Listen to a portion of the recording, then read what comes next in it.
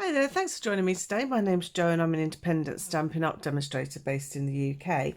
Today I want to share a card with you using the Count On Me set. So I haven't actually created the card yet. This is all in my head at the moment, but I thought it would be fun to show you a really cool technique. So in the catalogue, page 82, where you'll find this stamp set, there's this really cute little card of two little bears. And it's the way it's been done is by creating a mirror image. Now it's really good fun thing to do because you can obviously get characters looking at each other and things like that. So I thought it'd be fun to show you sort of ways that you can do that. Now these have been done and then cut out, so they're mounted. I'm going to do them completely back to back, so they'll both have their little hearts with them, but I thought it would just be a really fun technique to share. So as I say, we're creating on the hoof today, so I have a picture in my mind, but no doubt it will develop as we go. So I'm going to start off unusually with a little square card today. I don't very often do square cards, but I thought it would be, this sort of loaned itself to it. So this is a 12 centimetre square card. So it's 24 centimetres by 12. Scored at obviously 12 centimetres to give us our card base. Now, in terms of inches, that is... well, about 4 3/4 inch thereabouts. So you can design the card to fit whatever sort of measurements you use.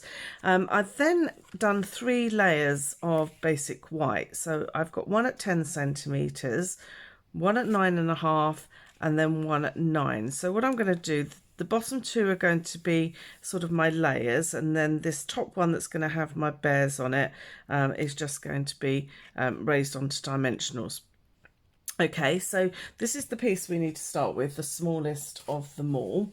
And what we're going to be doing is using the stamper artist to actually create our project. Now, there are various ways that you can do this. You don't have to necessarily have a stamper artist, but it does make your life so much easier. When we've done this in the past, we've used things like a piece of acetate that we've stamped onto and transferred it across, or sometimes onto blocks. But the risk you have with that is sometimes it slips and slides around a little bit, and it's quite difficult sometimes to get that really clean image, where this works perfectly every time, she says confidently. So I'm going to start off by just placing my square onto my stamper artist. Now notice I haven't gone right into that corner. The very edges of the stamper artist, sometimes you can get sort of it's difficult to get a really neat image. So I tend to just keep it away, but I use this grid paper underneath so I can see that I've got 4 little squares in this corner, so I know exactly where it's positioned. So the first thing I need to do is to decide where my bear is going to go. So I'm going to do him sort of around here. Now I've got to bear in mind that there's going to be a mirror image the other side, so I need to make sure that I have got room for the other bear, but I don't want their noses touching. So just as long as his nose is to the left of the center line, then we should be fine, hopefully. So I've popped my bear down and I'm just going to pick it up onto my mat here. Okay, now I'm using black memento. So I'm just going to ink my bear, and remember with the stamper artist, if you don't get a clear image the first time, you can re-ink and re-stamp and it will stay in exactly that same position. So just bear that in mind. So there we go, bear is good. Okay, so now I've done that, I need to remove this and I'm going to bring in my silicone sheet. Now the beauty of using a silicone sheet is that you actually get, this is sort of, because it's rubber, you don't get that slip in that you do get with if you use like a piece of acetate or something like that. So I'm going to ink my bear again. Okay, and I'm going to stamp it directly onto my silicone sheet. Okay, now I am going to do this 2 or 3 times just to make sure that I've got a really nice ink coverage, because I want to be able to make sure that I get a really nice clean transfer. Okay, so now that I've done that, I'm going to turn my piece of card up the other way, so my bear is on this side, and I don't know how clearly you can see that, but I can see I've got my 4 squares in that corner. So now that is down, I'm just going to pop a magnet on it just to make sure it's nice and secure. I'm going to wipe the back of my bear, but you don't need to do that. It just means you to get an image on the back, but it's just to make sure that I get a really nice press down on the image itself. Okay, and then once I've done that, I'm just finally just going to give it a little rub in my fingers, and then when I turn it over, fingers crossed, we should have a mirror imaged bear. So you can see it's quite an easy technique. It's quite can be quite quick. You can do it with any kind of stamp that has got some kind of character or something like that on. Okay, so I'm going to pop that to one side. That's that part done. And now I want to colour my bears. Now I've had a play around with some colours because bears obviously come in lots of different colours, and I thought the colours that I liked best was cinnamon cider. I just found that it gave him a really nice rich sort of rusty sort of colour, like a a big bear, and I just thought it was a really nice colour in. So I'm going to start with my dark, and then I'll use my light, and I'm also going to be using my colour lifter. And I'm bringing in just a plain plastic bag, which I'll explain to you in a moment. So this is my dark one. Now, normally when I'm using Stampin' Blends, I tend to use the sort of nibbed end because you can be a bit more precise with it. But because we've got such a big area to cover, I'm going to be using the brush to start with. Okay, so I will use the other one in a while, but I'm just going to add some dark where I think there might be some shadows, or it might just be a slightly darker area.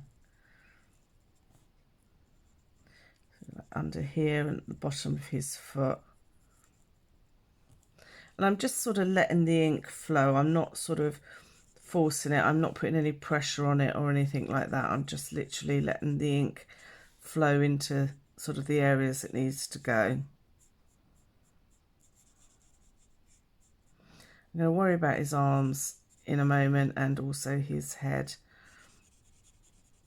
Okay, so I've started with my dark.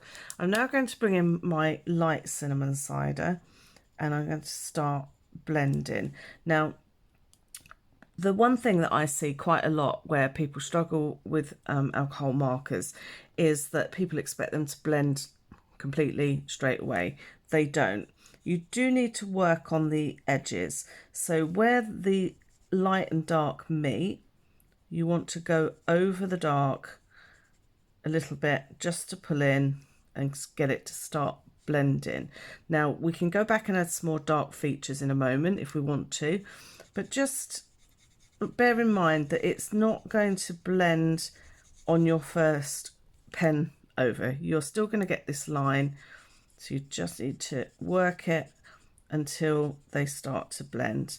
It doesn't take long, and you'll see those lines will start to disappear. So we can run in with some darker highlights later. I prefer to sort of do it as I go, and then I know that it's going to be okay. Okay, so now I'm working into this center. I'm just going to do that arm just to pull him together. Okay, so just going to add some dark over the top. So it doesn't matter if you go light to dark or dark to light. It's actually a personal preference, really. And it also depends on what you're colouring, because sometimes I find that dark to light works better than light to dark. So there's no firm rules. It's just a case of finding what's comfortable for you, really. And again, I'm just going to add a little bit more dark, and you'll find as you work through that it will sort of start coming together, and then you can sort of really add some little highlights and things like that into it. And the more layers you lay down, the quicker you'll find that they'll blend. So once the blending started, it works really well. Okay, now I don't want this to be all completely solid in colour, okay? So I'm going to pull in a little bit more because I don't want it to be too obvious. But what I want to do is to create like a lighter shadow in this centre part. So like the light is catching the back of the bear. So the way I do that is I've obviously added some colour. I've left this gap at the back and I'm going to add some colour to my plastic sheet. Now I'm going to use a colour lifter. So a colour lifter is designed to correct mistakes if you've actually gone over the edges a little bit. You can also add highlights to things, and it acts a bit like a bleach, so it sort of lifts that colour. It does exactly what it says on the on the description, but also I use it as a bit of a paintbrush as well. So what I've done is I've put some light on here at the moment, and I'm using my colour lifter, and I'm just going to lift some of that colour onto the nib of my pen. So this automatically becomes a lighter shade of the colour I'm using. So it's just to give you an extra tone really. So I'm going to build it up slowly, and then what we'll do is we'll go in with the light cinnamon cider just to blend those edges together again.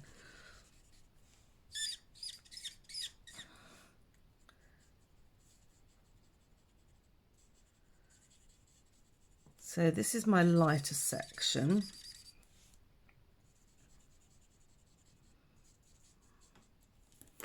Okay, so you can see he's got a bit of an oval on his back at the moment, which we want to get rid of. So I'm bringing in my light one again, and this time I'm going to just join those edges with that lightened area. And I'm going to pick some more of that colour up and add it to that centre.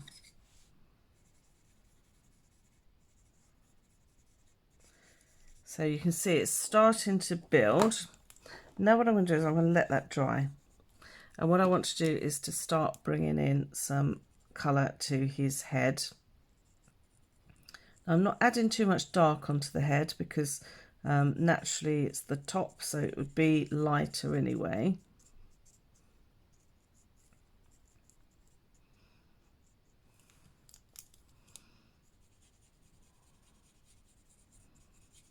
So again, just working that round.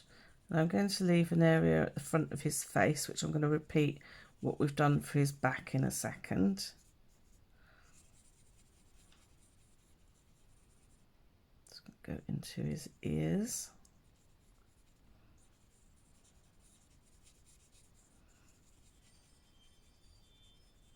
So you can see it starts blending together, and once it's all blended, it starts to really look quite effective.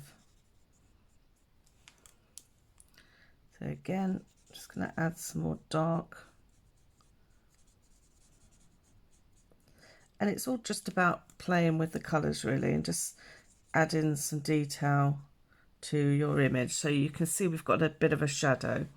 So I'm going to add again some more light that I'm going to pick up with my colour lifter, and I'm just going to work that into his face.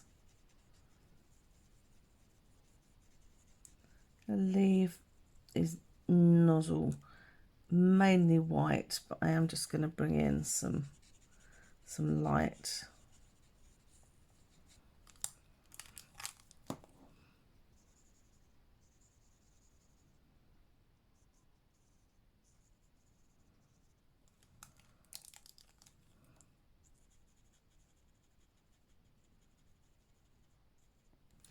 Okay, and it's always good to have a piece of scrap with you, because the colour lifter will clean off once you've finished using it the way you want to. You can just keep scribbling until it goes clear again. And what I want to do is just to blend that his nose down just slightly. And remember with our stamping blends that you don't want to put too many layers on because it will bleed. So just allow it to dry a little bit in certain areas, like round here. I'm just going to let that dry for a second.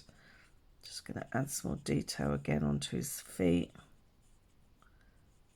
Where these little marks are, these are sort of our little shadows.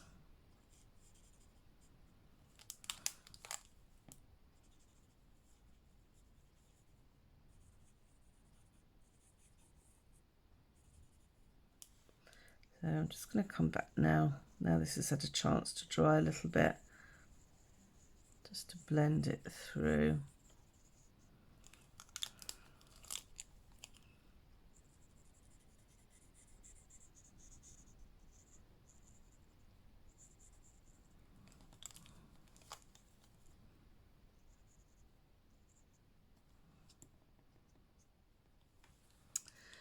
Okay, so I am going to let that dry just for a little while longer, just so that the colours can start sort of dispersing down a little bit, and then I can go back and add some more detail if I want to. Okay, so I'm going to do my bears the same colour because I think they'll look quite nice.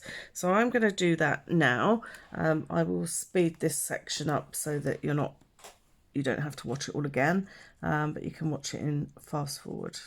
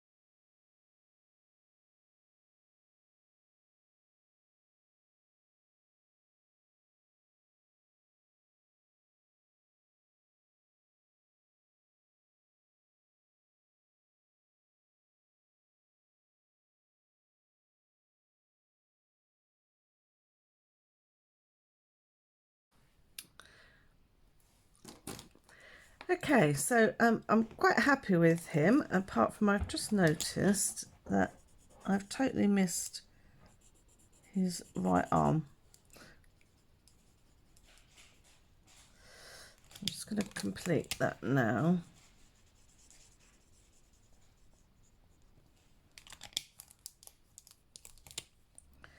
Not sure how I missed that.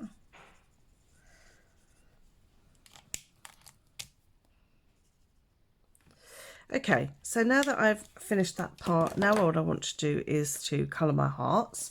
and I'm going to do them both in our brand new colour, Polished Pink, because it's a lovely bright sort of pink, and I think it just will add to it. Now on this occasion I will be using the smaller ends, because it's a smaller area. I can just be a little bit more precise and get into those little gaps. So again, I'm starting with the dark.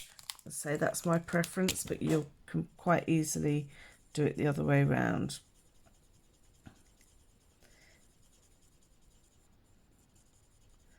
So again, certain colours take longer to blend as well, so do bear that in mind.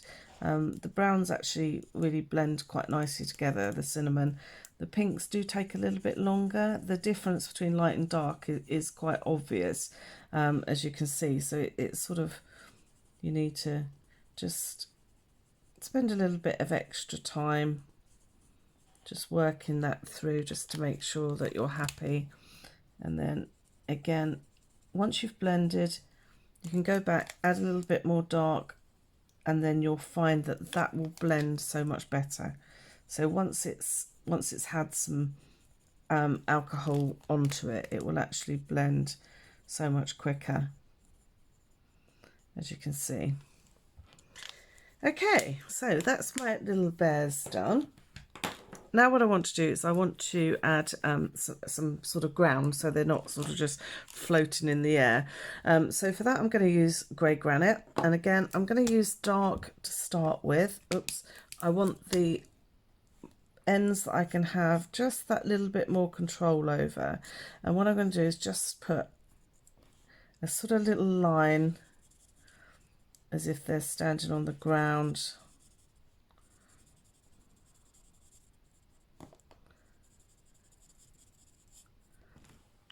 Okay, and then I'm just going to come in with the light one now and just blend that through.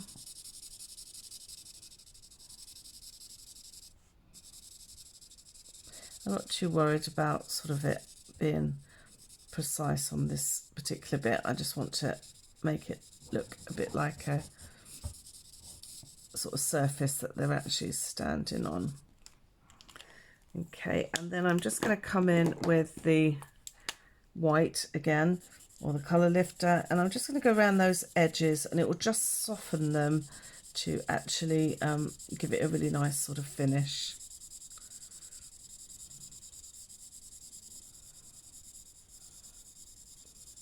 And this is the ground, so it's going to be all different colours anyway. So can you see it's just softened that sort of background there.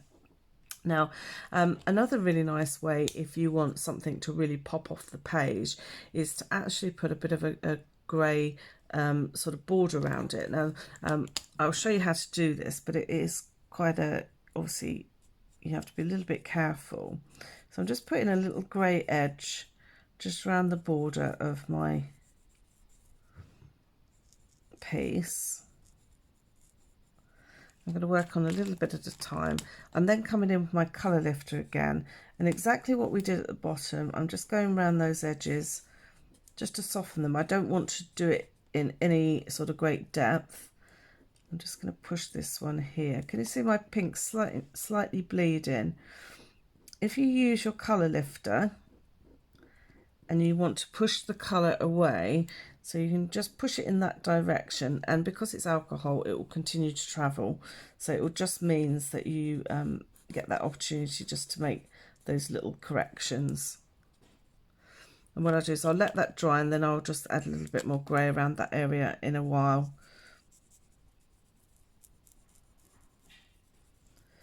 So just again, just around all those edges.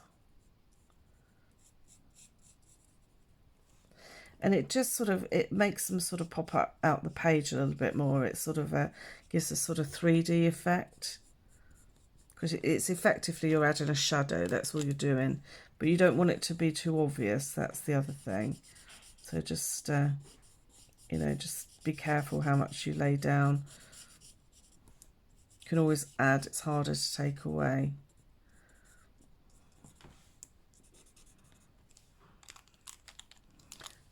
And here. So it's just literally just softening it.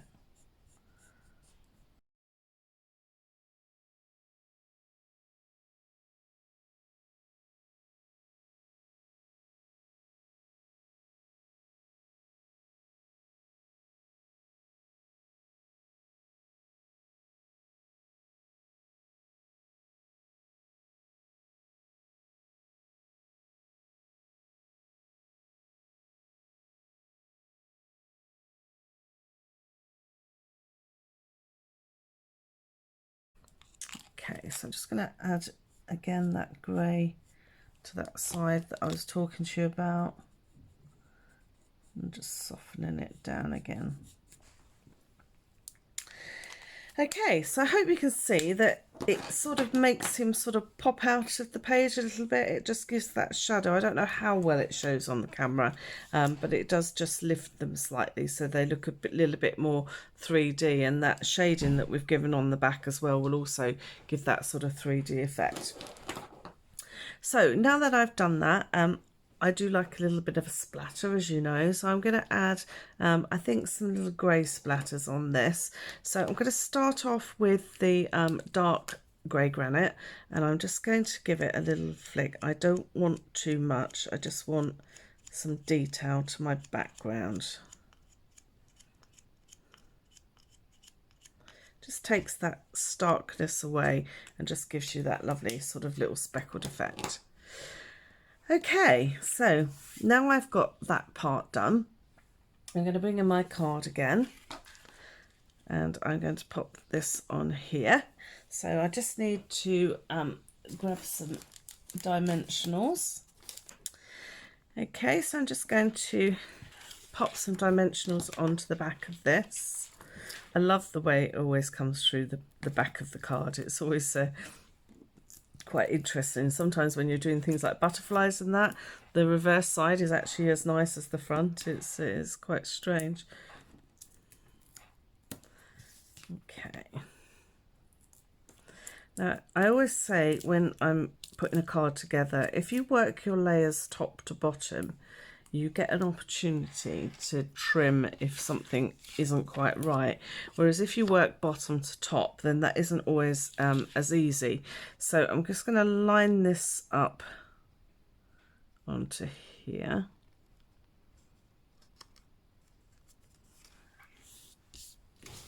Okay, and then this one is going to go flat on here.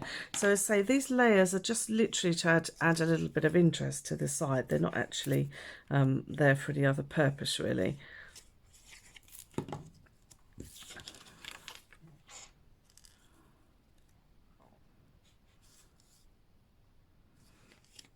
There we go. Just going to pop on here.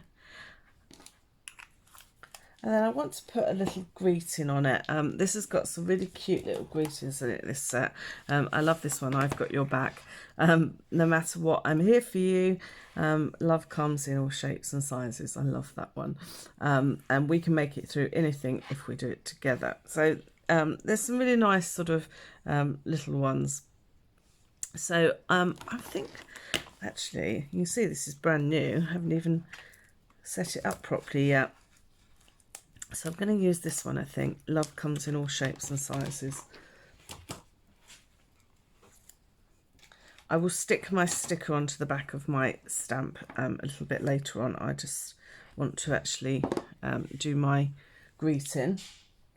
So for that, quite often I use black as my base medium for greetings, because I think black is always quite stunning and it always stands out really nicely. But I've taken Sweet and Evergreen because I think it's one of those colours that's really striking and stands out really beautifully.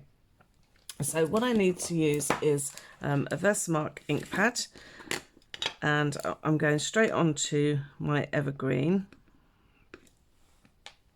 Doesn't matter which way this is up because I'm going to cut this out in a while.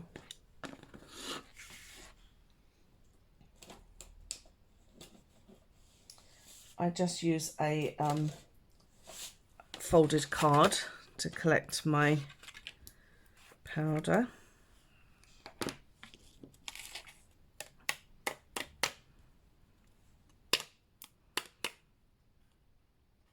see that's not quite stamped properly, so I'm just going to do that again.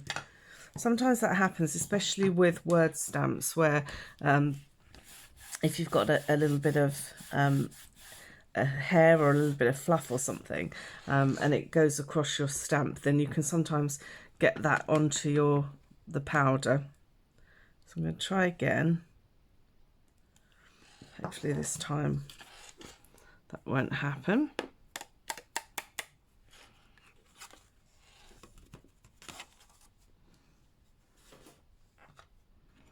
That's much better. So you can see I've got that little line at top.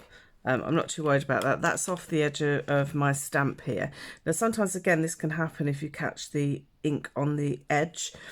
If I find that happens sometimes it's just where it's sort of been positioned, I will actually take my scissors to my rubber stamp and just remove that excess where it's catching. And that just sort of gives a bevel on it and it will stop it actually catching the ink. So that's just a little tip there. So I just need to heat set this now.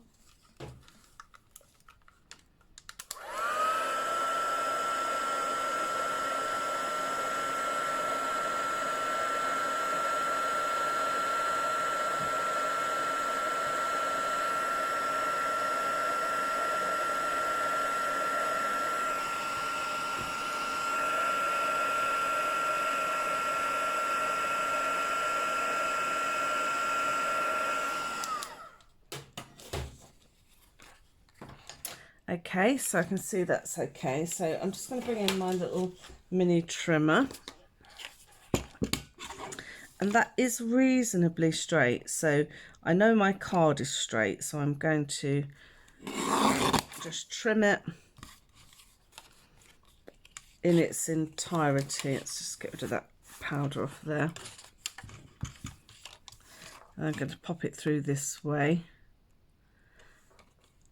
And then I can just sort of line it up where I think I want it cut. There we go, that's fine. Okay, so this is going to go across here. So I'm thinking that I might actually glue it the whole way across so it goes across their bottoms.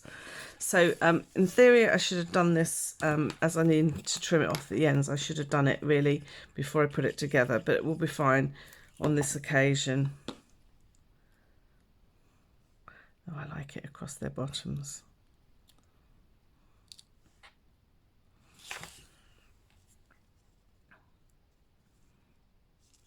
Okay, and then what I'm going to do is just go up to the side very carefully and just trim away that excess.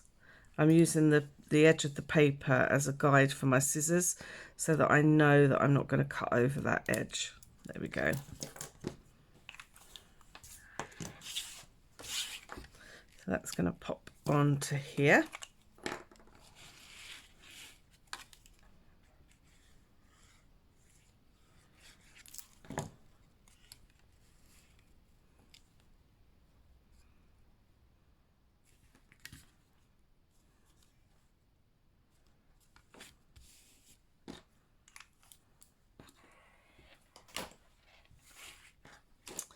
So just clear the decks away. So there you can see, this is kind of how I envisage my card to be. As I say, I wanted to show you that sort of mirror technique so that it's something new you can have a go at.